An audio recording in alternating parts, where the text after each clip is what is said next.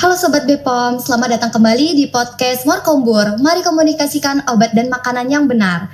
Sobat Bepom, tahu nggak sih, akhir-akhir ini beredar isu di media sosial terkait obat palsu yang menyerupai obat asli. Di mana isu ini tentunya jadi kecemasan kita bersama ya. Nah, oleh karena itu, di episode kali ini kita bakal ngebahas terkait obat palsu, penyebab dan juga ciri-ciri khasnya terkait dan sudah dilaporkan langsung oleh Bepom. Nah, untuk itu langsung aja nih kita ada narasumber kita yang spesial, Pak Dwi, yang ahli di bidang farmasi. Halo Pak Dwi. Halo, selamat sore Irma. Ya, gimana nih Pak kabarnya? Alhamdulillah sehat. Jadi, kira-kira kita akan ngomong apa sih tadi? Katanya obat palsu ya? Iya Pak, Oh, terkait obat palsu yang memang lagi marak banget di masyarakat peredarannya sekarang. begitu. Oke lah kalau begitu, saya coba akan coba menggambarkan apa sih yang dimaksud dengan obat palsu. Kadang-kadang ya, orang memandang bahwa obat itu selalu punya efek. Tapi ingat, tidak semua obat punya efek. Nah, salah satunya obat palsu. Karena apa? Obat palsu itu adalah obat yang diproduksi tidak sesuai dengan standar dan juga tidak memiliki izin edar. Jadi ingat, kalau dirasa obatnya efeknya kurang ataupun pas dicek izin edarnya tidak ada, salah satu ciri-ciri dari obat palsu. Lalu Pak, kalau misalnya obat palsunya ini menyerupai obat asli, kira-kira kita gimana sih Pak bisa tahu perbedaannya? Oke, nah yang perlu dipastikan kalau terkait dengan obat palsu itu adalah kita membelinya itu di mana.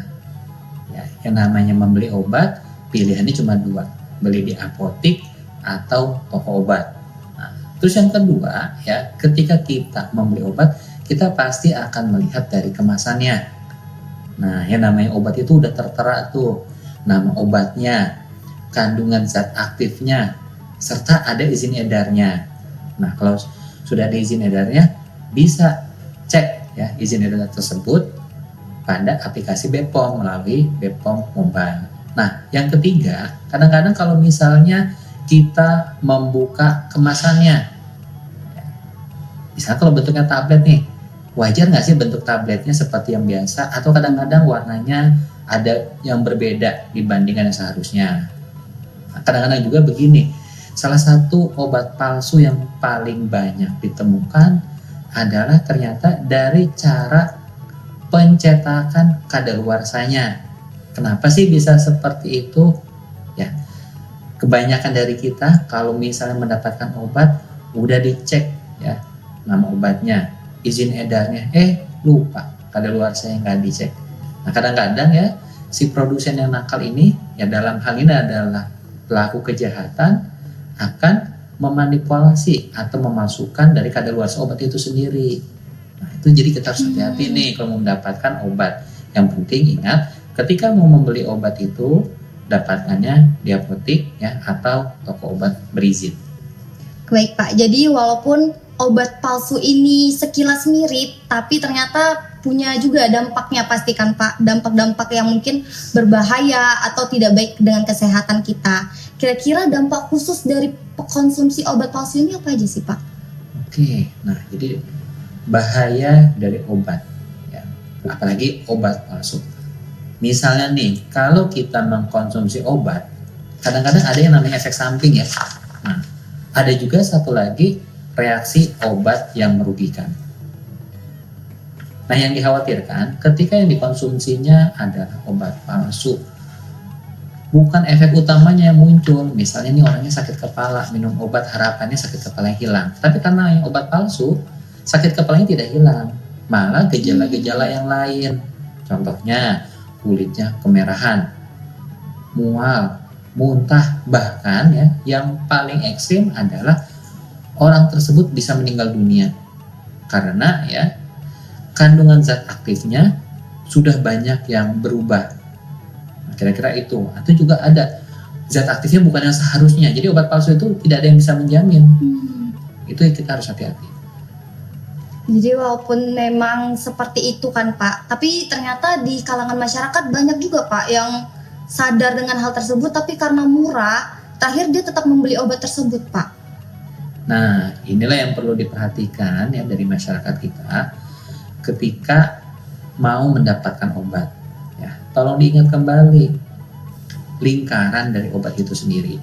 Ketika ya masyarakat kita mendapatkan obat yang lingkarannya biru, yang lingkarannya hijau, oh berarti itu bisa dibeli di mana? Bisa dibeli di toko obat. Nah, tapi ketika saya mau membeli obat dengan logo lambang merah yang ada huruf K-nya, apakah bisa dibeli di toko obat? Jawabannya tidak. Apakah bisa dibeli di apotek? Jawabannya tidak. Jadi harus bagaimana? Harus berobat dulu ke dokter. Nah, setelah berobat ke dokter, kemudian akan diberikan resep oleh dokter tersebut. Nah, silakan ditebus resepnya ke apotek, dan nanti apoteker yang ada di apotek akan menyiapkan obat-obatan sesuai dengan resep yang dituliskan.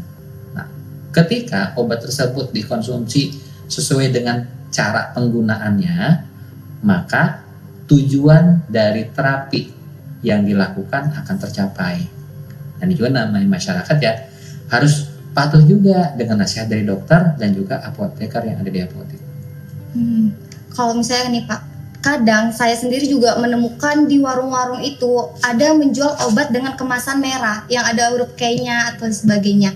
Nah, kira-kira dari BPOM sendiri ada regulasinya nggak Pak terkait hal tersebut?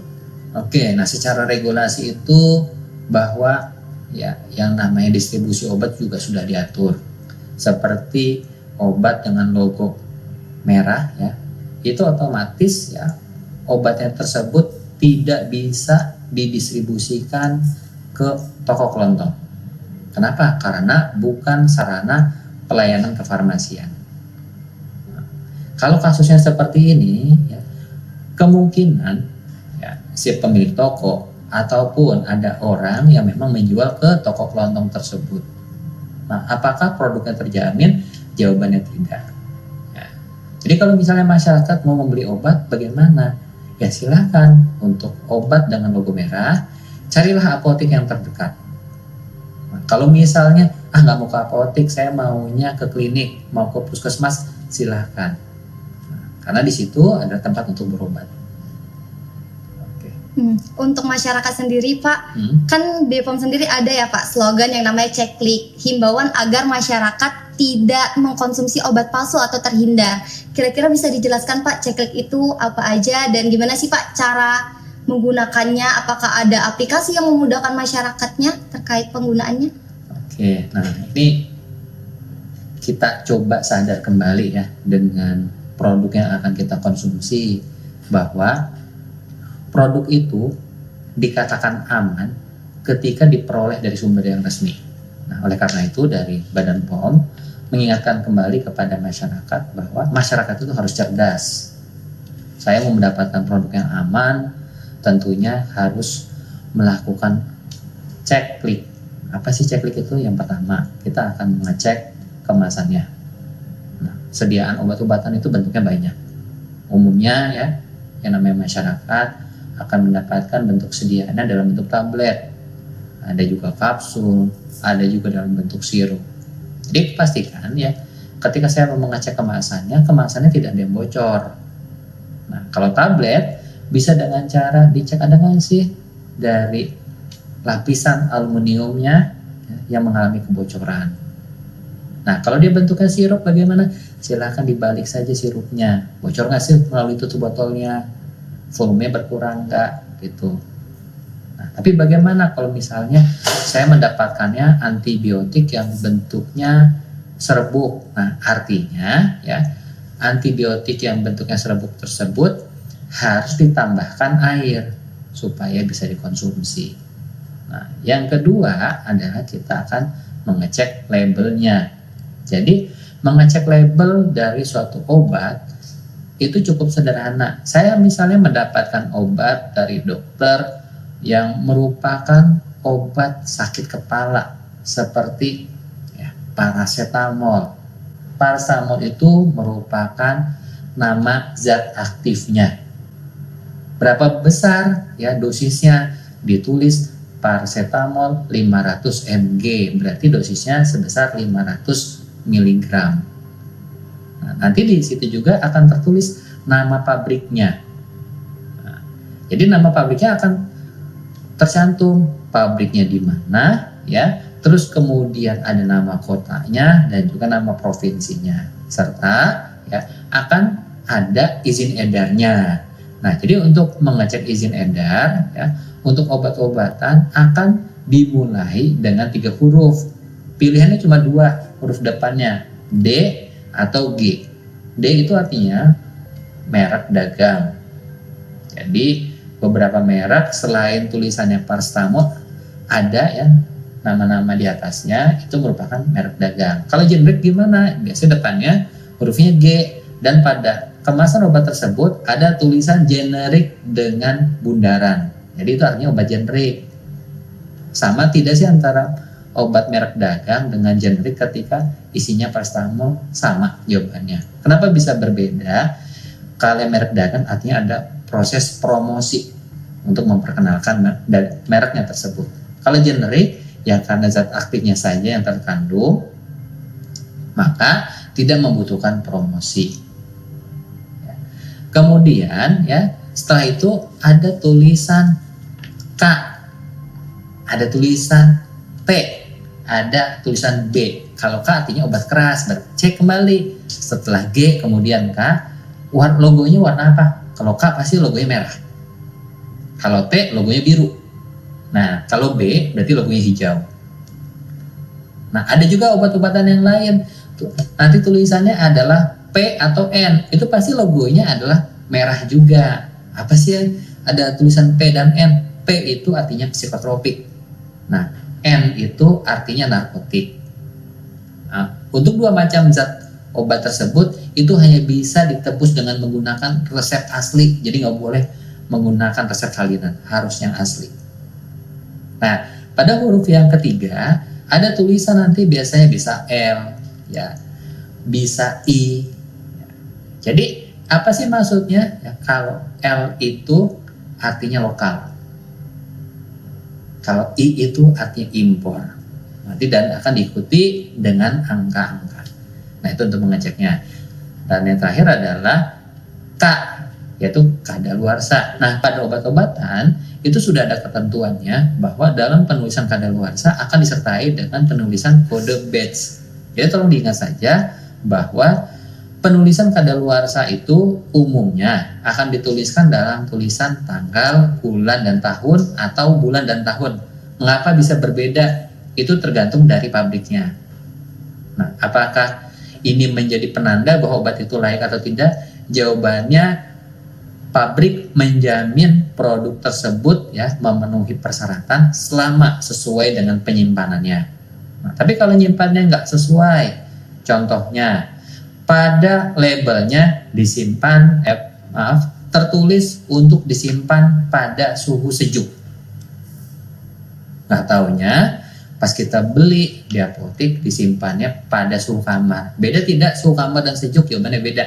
Suhu kamar itu umumnya suhunya 25 derajat. Kalau suhu sejuk biasanya rentang suhu 15 derajat. Berarti pada saat menyimpan obat harus menggunakan AC. Nah, kalau seperti itu kasusnya akan berdampak apa? Mutu produknya berubah.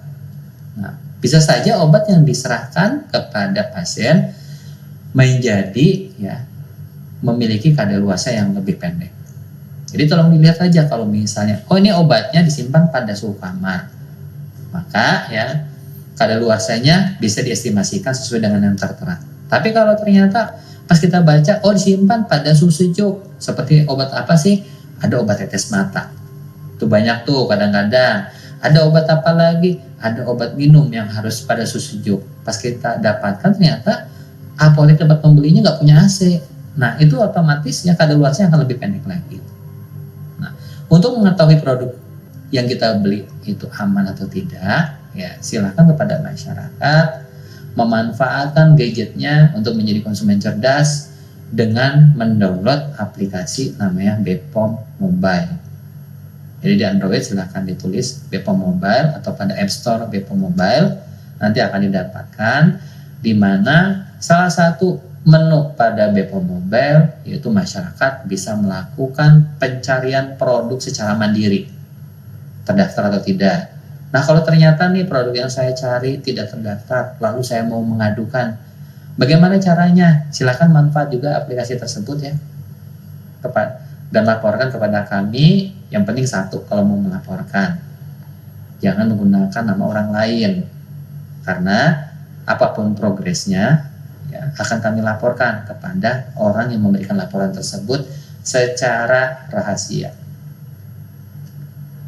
Nah, supaya masyarakat makin cerdas juga ya, bisa memanfaatkan aplikasi tersebut untuk edukasi, karena nanti selalu ada nih berita-berita yang terbaru yang bisa masyarakat dibaca.